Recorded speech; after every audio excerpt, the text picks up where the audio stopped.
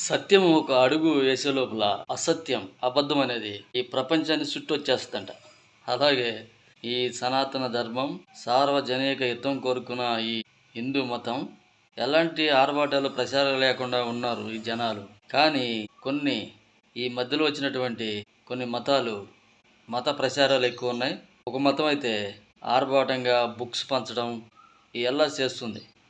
ఇది ఎలా ఉందంటే, ఒక మార్కెట్‌లో పాత యజమాని, పాత షాప్ పెట్టుకున్నోడికి ఎలాంటి ఆర్భాటం ఉండదు. ఈ మధ్యలో కొత్తగా పెట్టిన షాపోడు వాడు చేసే ఈ ప్రమోషన్‌లు గాని, ఆర్భాటం గాని పాతోనికి ఉండదు.